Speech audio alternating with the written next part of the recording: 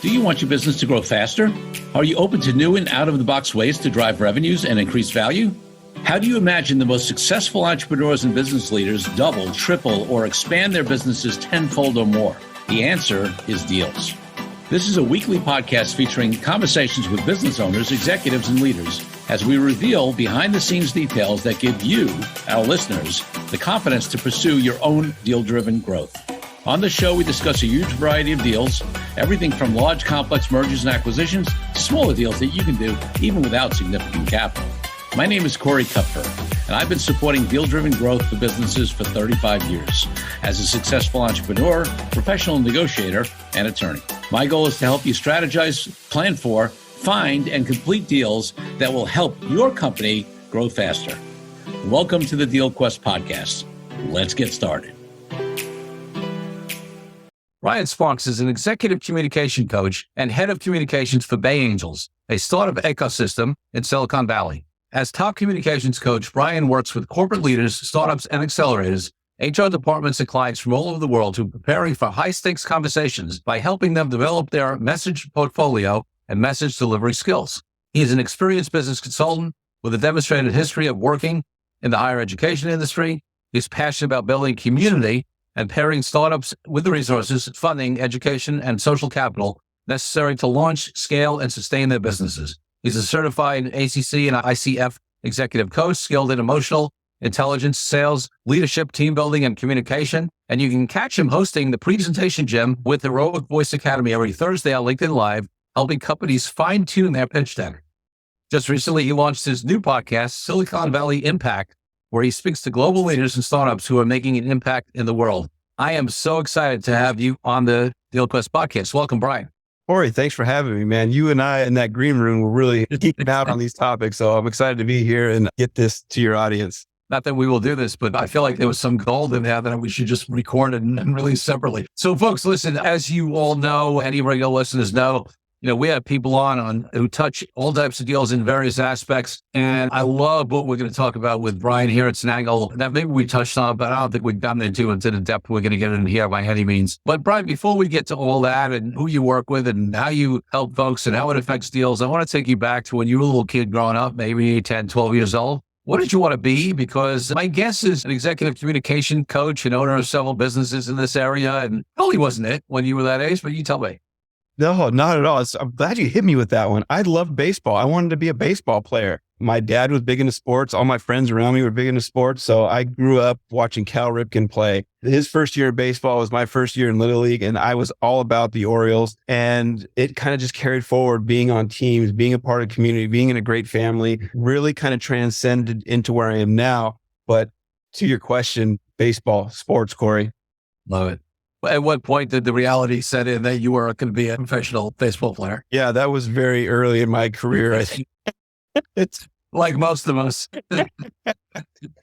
Yeah, but my dad was in business and I avoided that for years and didn't find myself back into the business world later. But I pushed baseball, football, and the sports world aside. I still did the weekend warrior thing, but I never got away from the team aspect of things. I've been passionate about building culture that supports the success of the whole, the community. And so we're going to do a little dive into that today that closes deals.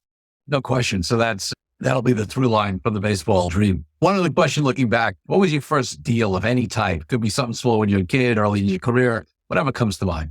Okay, I'm going to force things, but I could remember as a kid, and if you're a Gen Xer, you will all remember this if you played soccer. Do you remember the dollar candy bars that the Booster Club forced you to go out and sell house to house? I remember when I got my first box of candy bars and my dad said, "Go and sell, son, go and sell."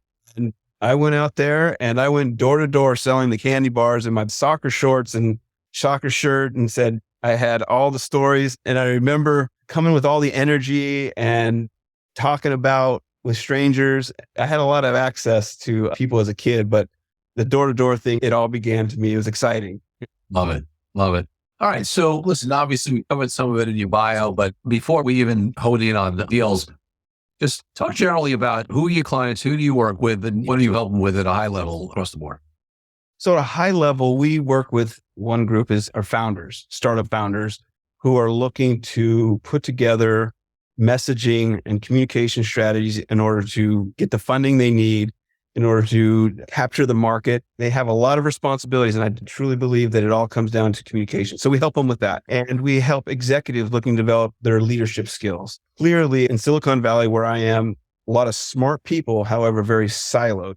And in order to make the deals, make the connections, build trust, be the leader, you've got to come out of that silo, and it begins with communication. So depending on who we're working with, whether it be executives at a company who are looking to level up or more is being required of them, we work with them to kind of come outside their comfort zone with their communication skills and develop the trust, because they're leading a company. It's part of their brand. If they can't communicate it, then they're not going to have the trust and the leadership necessary to capture the market nowadays.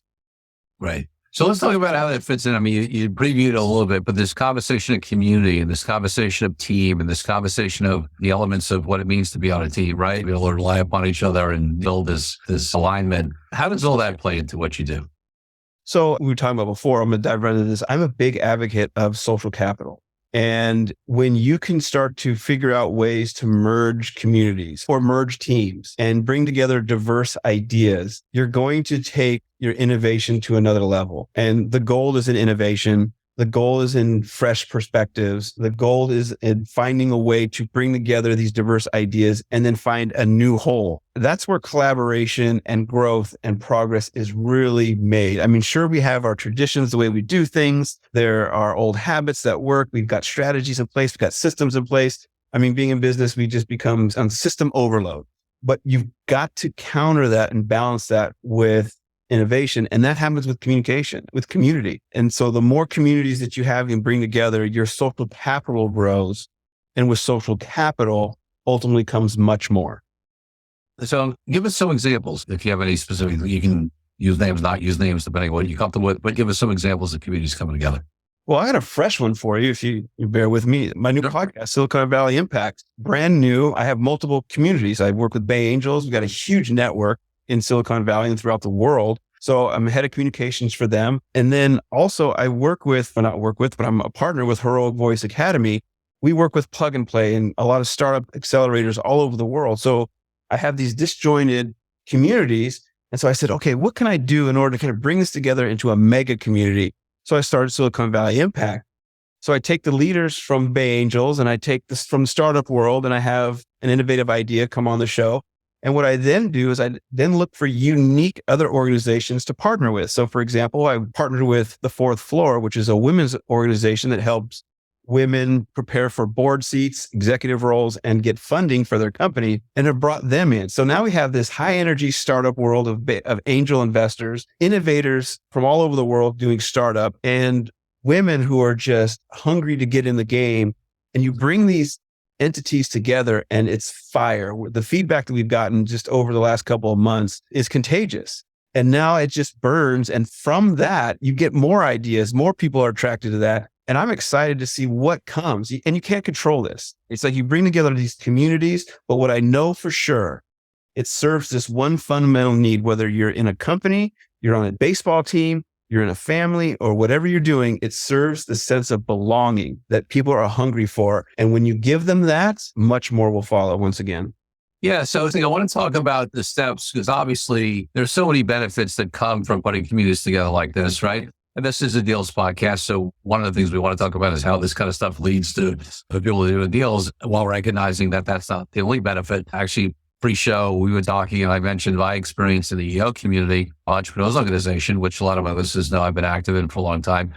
And it's a non-solicitation organization where you're not supposed to be asking for business, right? It's a peer-to-peer learning organization where you support each other to be successful. But a lot of business gets done amongst people in that group, because I can't ask you to do business, but if we build a relationship and you ask me to do something for you, I can't say yes, I just can't solicit it. But there are steps that happen, like I don't join EO and suddenly people are throwing me deals, right?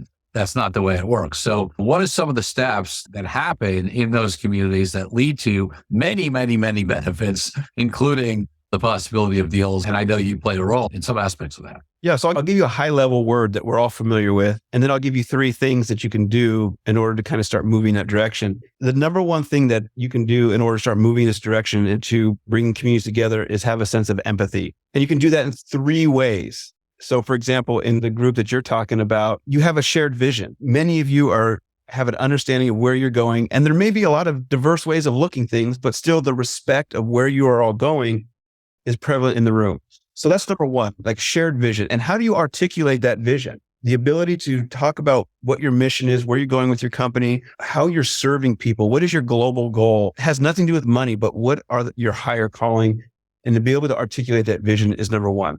The second thing, and this is where a lot of actual deals are done on shared values. So the second thing is values. So let me give you an example. This is such a basic example. I think you and I, Corey, could agree that a huge value for us is not only community, but family.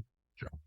But I'm not going to sit here and argue with you, articulate to you the details, maybe over a meal or something. We could talk about our families and stuff, but I'm not going to tell you, well, family looks like this and it's my family. I'm going to let you insert your own vision of your family and honor that. But there's still that overlap of values. And so in a community, you have overlap of values. The third thing is, what are you collectively committed to? What is your vow?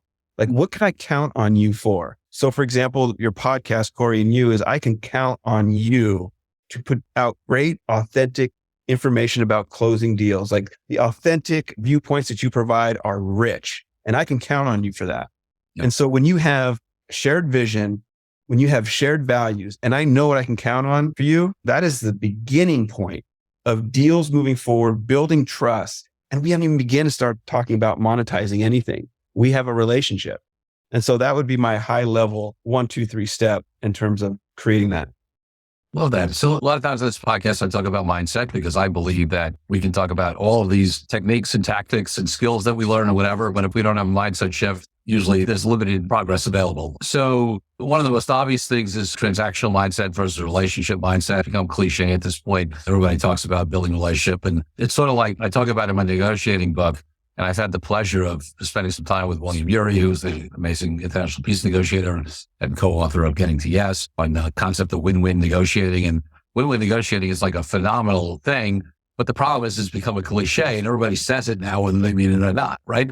Same thing with everybody says all about relationships, whether they're looking for that next sale and don't care about anything beyond that or not, right? It's become a cliche. But let's delve into the reality of that. What is the mindset of the people who successfully bring these communities together or leverage the bringing together of those communities in a way that is authentic, that does build that trust in that relationship, and that really does lead to great results, including deal opportunities?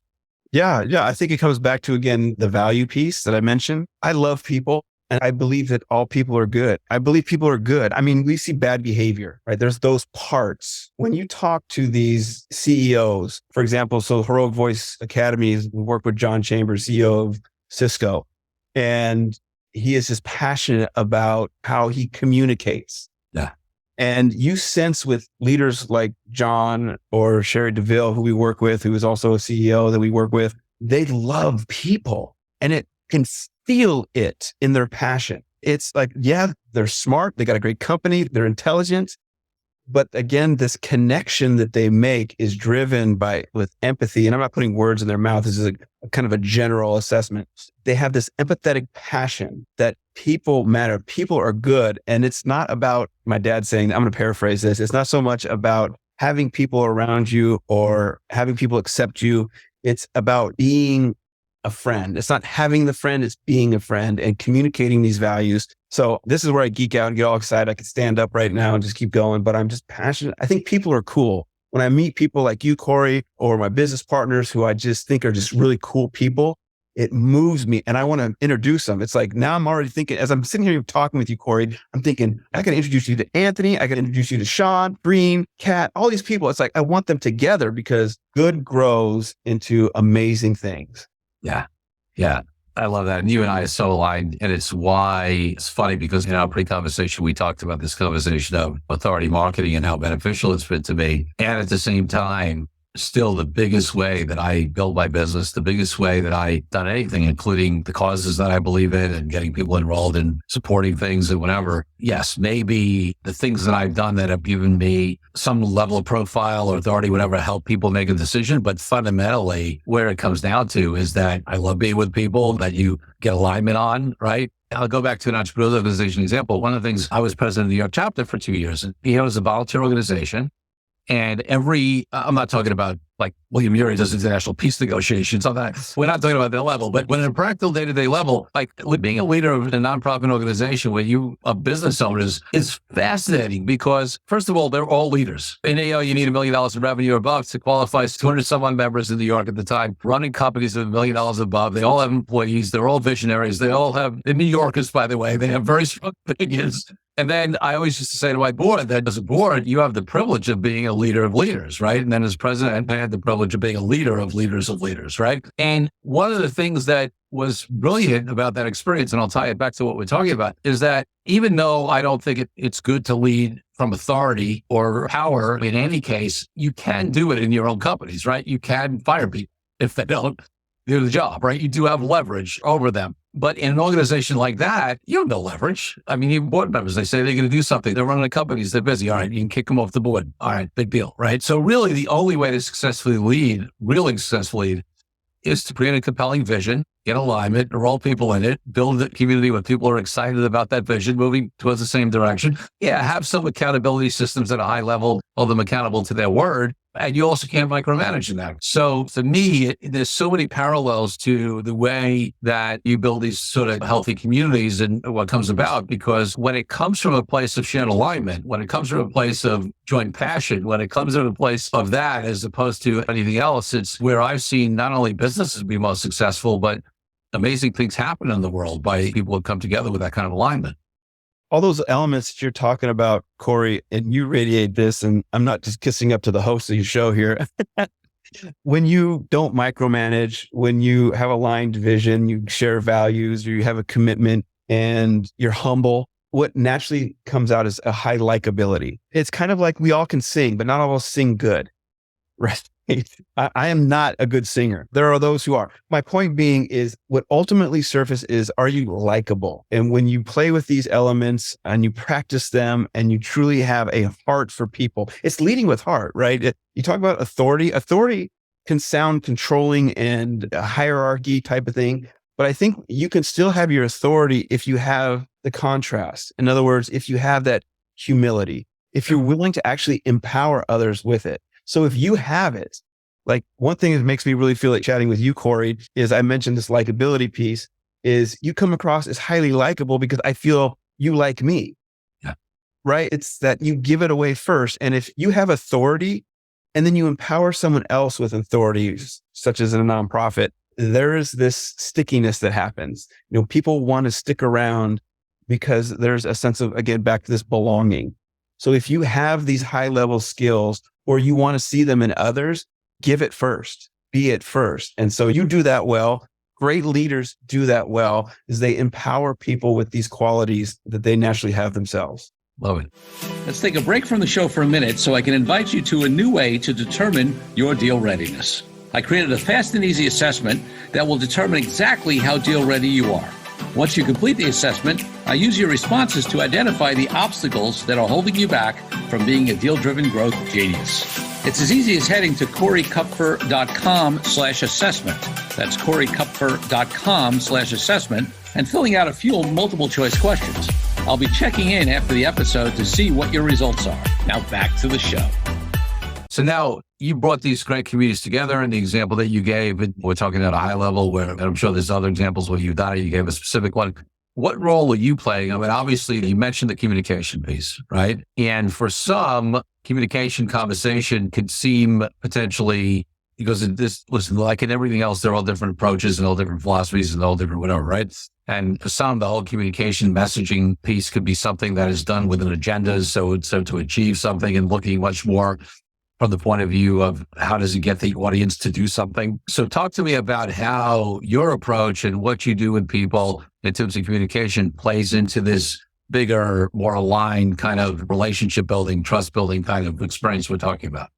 Yeah, well, there's a lot to unpack there. Oh, that's a good one. That's a workshop right there. There we go. I agree with you, right? There's a problem with, again, when I tell people I love communication, people ask you all the time, and I think this is a trick to actually networking. So for people who like to network and go out there, and what is it that people usually do when they network? They'll ask you, what do you do? And then it becomes a resume conversation. Yeah. And so where we begin as a communications coach is it's not this head stuff anymore. We're tired of that. It's like, okay, that's mundane, but someone will come along. It's like business will be in black and white all day long. And then all of a sudden someone comes along and they're in color in the way that they communicate. Yeah. So here's the alternative. What do you do? Well, I do this resume versus what do you do, Brian? And I say, Corey, I love connecting with people. I think people are naturally good and I surround myself with good people. You're one of those people. And so that's what I do with my life. That's what I do as a profession is I find good people and I get really close to them. And I just happen to do that through communications coaching. That's really where that begins is if people are important, they're going to constantly want to grow. I mean, everybody wants to make more money and that's the mass. That's the mass people. And we also need to make money to feed ourselves. But then you find those who are coming from a different place. It's a shift. And as a communications coach, which I love to do, executive communication coach, I help people resonate because again, expansiveness, growth in a company requires this ability to see opportunity there, connection there, pain there, solution there, and then of course, serve. Here's another buzzword, being a servant leader. So there's that. And so as I'm tasked with Bay Angels, just with Bay Angels is bringing together large communities. So you have our angel community, which is close to 30 years old. We're one of the longest running angel networks in Silicon Valley. Sure. We have a huge community that we're trying to continue to grow there. We have the startup community, which you can feel very disconnected from each other, bringing them together. Then we have service providers. Then we have all these other players that go into bringing up the startup. So there's an ecosystem. My responsibility is now to what can I do to bring people together and show that we're effective? That's essentially what I do with Bay Angels. And it's no different than what I do to coach other C-suite individuals to do with their communities. Because right now, a big problem in corporate America is recruiting and retaining talent. Sure. And so if you want to recruit high-level talent, retain that talent, then this development of your culture is key. And not everyone sees it yet, but they will, or they're going to experience the downturn. Yeah, listen, two totally disparate things come to mind working in reverse order. But nowadays, I mean, one of the bigger drivers of a lot of M&A deals, there's so many reasons to do an M&A deal, right? Could be geographical expansion, could be market access to certain industries, it could be product, could be just scale, it could be, but one of the biggest drivers is talent acquisition these days, right? Because it's so hard to hire when you can buy the talent. The problem is if you just buy the talent, but you don't have the right communication, right? And get them aligned when they come in, great. But you bought a company, you got a lot of talented people, but then they're not happy there and they leave. So even if you're doing a deal to get talent, being able to effectively communicate a message to align folks and get them excited to be working there is absolutely crucial as well. That's a great one, Corey. How many companies have you seen lose their top talent and the deals that you need to make to keep that talent on 6 months, 18 months down the road until things settle in the acquisition process? I mean, I'm sure you buy this company, acquisition happens, but the CEO is like, no, I want to leave. And if he does, pretty much the top talent will go with them. And so making sure people stay in that space, I mean, you have your hands full with that. So you know what I'm talking about. Totally. And going back to one of the first things you said in this last segment was very interesting to me because I think back in the beginning of my business, and we're going back a few decades, I built my business on networking. I left a big law practice in a very down economy. I didn't have a book of business. It was only 5.5, 6 years out of school. The big firms back then, I think it's true now as well. They didn't encourage you to develop business when you were younger. They just wanted you available to them, right? I didn't come from a family that had all these great connections. So I built my business originally on networking. I was at every networking event. Early on, I figured this out on my own. Would have been much faster if I had somebody like you. But at the beginning, somebody would say to me, oh, hey, what do you do? And I'd say, I'm a lawyer. The minute you say you're a lawyer in a networking event, most people's eyes go, oh, another lawyer, right? Whenever. Nobody's excited most of the time to be the lawyer. So what I started saying is, people will say to me, Corey, what do you do? I say, well, let me tell you this. I am passionate about helping businesses grow, right? And I love doing that because I work with entrepreneurs and growing companies. And not only does it have their business goals succeed, but it also affects where their kids can go to school and where they live and what kind of life they can have. But just helping people do that is exciting to me. So I'm a lawyer and people would be like, wait a second. Like there'd be always a disconnect there that would be beautiful because they get enrolled in the passion of what I'm about. Then I tell them a lawyer, they would hesitate for a second because a lot of lawyers, they'd be doing litigation or whatever. And then they would ask a follow-up question, which is of course what you want. They'd be like, yeah, how do you get out as a lawyer? Well, okay, now they're interested. I'm in. So it's exactly what you just recommended. I just sort of came to my trial and error back in the day, Yeah. And another good counterintuitive place is to build trust, Corey, is with your competition. So for example, if I was a lawyer and you were a lawyer, I specialize in one area and I'm chatting with somebody at a network event, it is advantageous to me to say to this individual, hey, what you're talking about, Corey can help you out with. And they may know, this is a hypothetical. They may go, well, he's your competition. Why would you be introducing me to your competition? I said, well, my mind is no, Corey and I are a community. We're in the same field. He has a specialty. I have a specialty. But what happens in that moment is when I recommend you as a fellow lawyer for something, I actually got the trust. You may get the business in the moment, but I get the trust and they'll be back. And I mean, there's so many different ways in terms of being a connector, building a community, seeing your competition, seeing others around you, reframing things. And this is not manipulation. This is really back to your original question is how do you make that shift from being transactional minded versus relationship minded? And that's really what this looks like. So when you are really looking to help people and you position them for success before yourself, you're going to win. And whether it's with words or recommendations, your example was with words, you positioned yourself with success, you're going to build that authority. And it does not surprise me, Corey, or where you're at today by the strategies you've used that we're talking about today. Yeah. And for me, there's something fundamental that underlies that. Then I also talk to people a lot, and that is what is often referred to as abundance mentality, right? If you're coming from a place of scarcity, I can't tell you how many people who do exactly what I do, who are corporate and deal attorneys, who are younger attorneys who have asked me for input or whatever. And there's a guy who actually was in New York. And so he has an accelerator program where if you're under $1 million in revenue, but above 250, there's a whole program to help you get up and grow and become your callback. And he was an accelerator at the time. And a couple of people said, talk to Corey. And he was like, why would Corey talk to me? I do exactly what he does, corporate and deal work. We're competitors in the same city. Why would he help me? And they just said, talk to him. I took the call. I gave him all kinds of input, whatever. And he was super appreciative.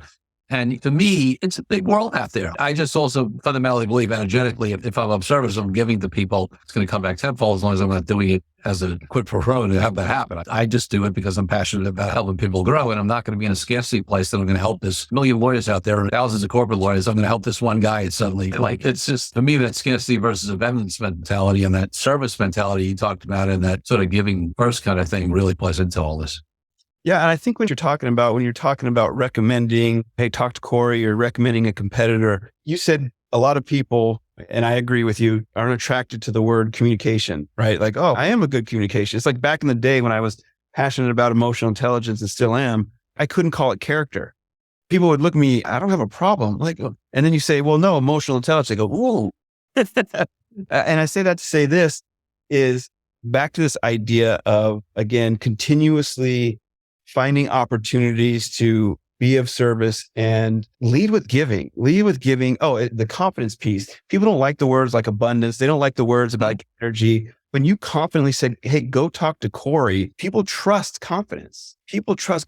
Or if you're someone that says, I don't want to be around them because they're my competition, hey, don't talk to them. I coach companies all the time. Don't position your competition as the enemy or else you're going to be the problem. It speaks to people unconsciously. And those little losses, we'll call them, right? Those little moments where you don't contribute to your cause, but you contaminate it, they pile up very quickly. And people will go, I like your idea. It makes sense, but there's just something not right for me. Yeah. And so you don't want to position yourself as your competition is the enemy. You want to see them as your community. Yeah. So agree with that. Yeah, and I get what you're saying about a lot of people don't relate to some of those words like abundance and whatever. And I do think there's a fundamental split. Like that's a big mindset shift for me when you can move out of scarcity, right? Because then generosity comes, then all that stuff you're talking about comes, whether people come at that from a spiritual, energetic level or just a practical level of when you're more of service to people, they're of course going to look out for you more. Doesn't matter what level you relate to it on. It's just something that I think is a universal truth. In any case, so yeah, you're in so many communities, whether it's obviously with founders who are looking to raise capital, CEOs who are always doing, the good ones are always looking out in addition to their organic growth for deal opportunities. And communication, whether it's M&A or joint ventures or strategic alliance or licensing deals, anything that comes out of these relationships that they build, the communication is obviously key on that, right? I mean, the same reason in some ways that you have a communication strategy around that goes out to your customers and clients for sales, that a communication strategy is needed to have people be attracted to you, want to do deals, right? I'll give one quick example, then I want to really get your input. We represent a lot of investment advisors, people in the financial services space, right? The independent investment advisor space is a very growing space. The move is away from the wirehouses, the Merrill Lynch, Morgan Stanley, UBS is out to independent fiduciary firms. Many of those firms are at the point where they're looking to grow. So every one of my clients says to me, I'm looking to grow. If you know anybody, like I want to recruit new advisors. So in addition to the organic growth, I want to recruit other advisors, give you books of business. Maybe I want to do some acquisitions. And one of the first things I say to them is, that's great. Why would they come to you, right? In most cases, their first answer is something along the lines of, well, we really care for our clients and we're a great place to work.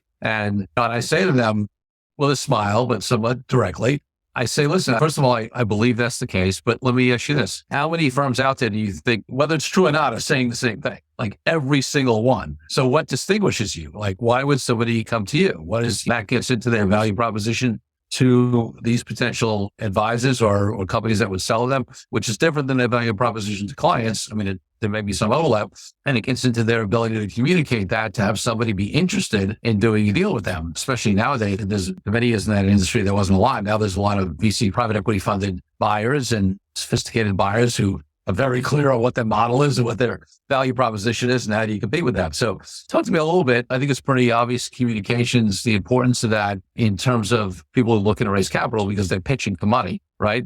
And we did have last year Sami on who had an episode of Deal Quest focused on aspect of it. Well, let's talk about, you work with all these CEOs who have these other opportunities to do other deals, and talk about the messaging piece out to those kind of folks on how they're presenting themselves in the marketplace and how that ties into some of the stuff we've been talking about. Corey, you're going to push me down another rabbit hole that I love to talk about. So I get a lot of opportunities to interview VCs, chat with them, play golf with them, as you know the world. And Silicon Valley, the world over, you'll see a ton of smart ideas, good products, good services. It makes sense. But the differentiating factor of whether or not someone is going to actually invest or you're going to close a deal is, in my world, we call it founder fit. Is there a founder fit, or the founders? Is there a founders market fit?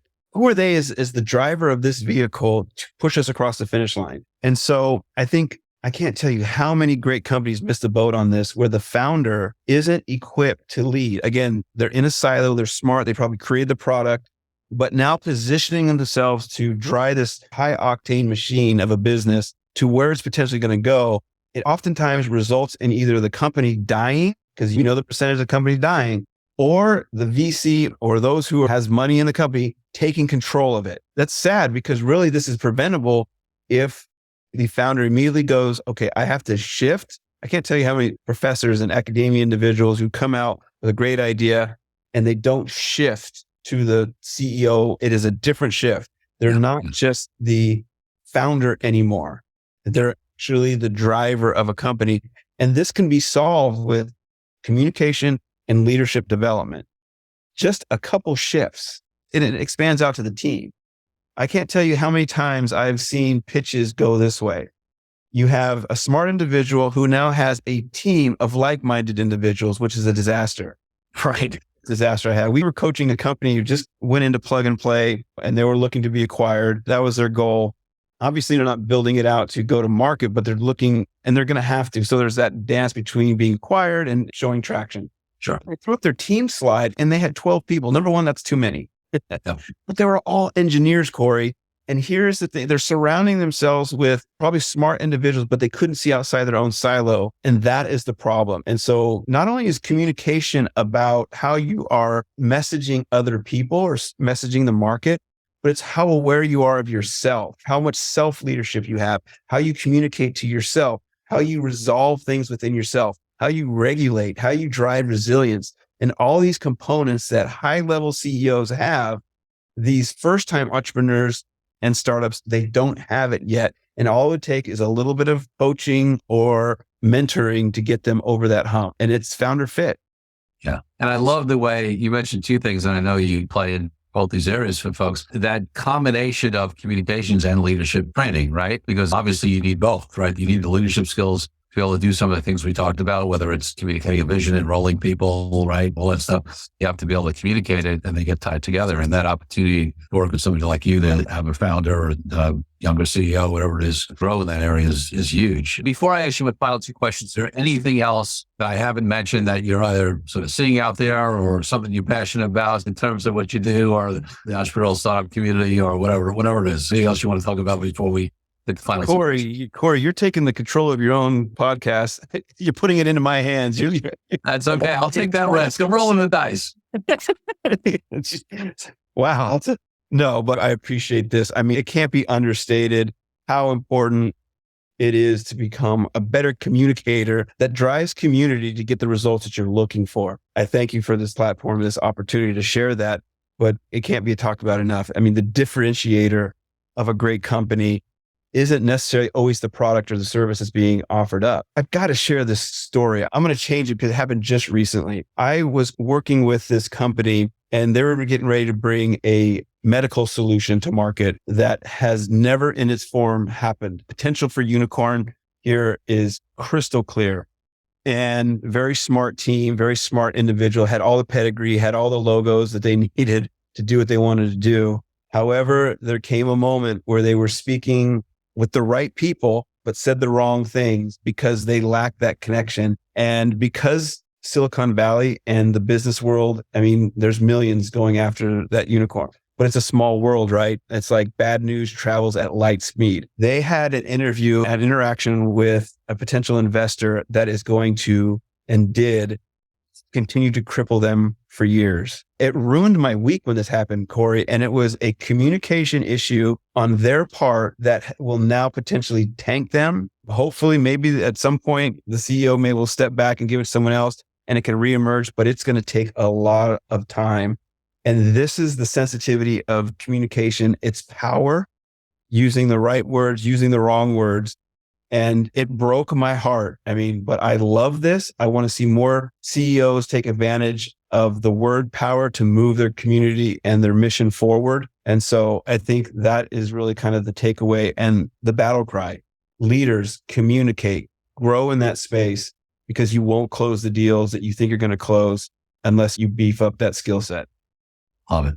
Love it. Brian, people want to learn more about you. I know we already mentioned the podcast. I'm sure they can get them on any of the podcasts, on any of the players, but where should they go to find out more about everything you have? LinkedIn, Brian Sparks. It's Sparkes. It's not KS, it's KES. Find me on LinkedIn, Brian Sparks. Love to connect with you. Or you can go to brian@briansparks.com. Send me an email, brian@briansparks.com. I love connecting with you. So keep after me and let's chat. Awesome. My final question on the podcast, Brian, is always about my highest value in life. We talked about values earlier in the podcast, which for me is freedom. And for me, that means everything from oppression from old people in the world to why I've been an entrepreneur for decades and haven't had a boss. But what does freedom mean to you and how does it impact your life and business? Oh man, the second you said that word, my heart just opened up. Like, I love that word. What does it mean to me? It's an exhale. Yeah, I love that word. Thank you. I want to sit in that for a minute. What does freedom mean to me? I think in freedom, there comes creativity, because the second I felt that, I have all these ideas and previously shut off faculty in my mind are cut off. And now that opens up and I can think of new ideas. So freedom, geez, another rabbit hole word. Thanks, Corey. Appreciate that. Freedom. Yeah. Creativity. I love that. Love, integration, and impact. Love it. Brian Sparks, thanks for being such a great guest on the Deal Quest podcast. Corey, you're amazing. Thanks for having me. Thank you for joining me on this episode of Deal Quest, where we help you understand how deal-driven growth can be your ticket to freedom. I want to invite you to a unique way to tap into the wisdom and experience of the Deal Quest community. Join the Deal Quest Deal Den Zoom calls, a free monthly 90-minute mastermind. In the mastermind, we address all the challenges you may be facing and help support you with the opportunities that may arise in terms of deal-driven growth. You will get input not only from me, but all the members on the call will collaborate and serve each other in a mastermind format. To sign up for the free mastermind, go to www.coreykupfer.com/dealden That's CoreyKupfer.com/DealDen. I'll see you there. I'm Corey Kupfer. Until next week, wishing you the freedom and financial prosperity that I know your Deal Quest will bring.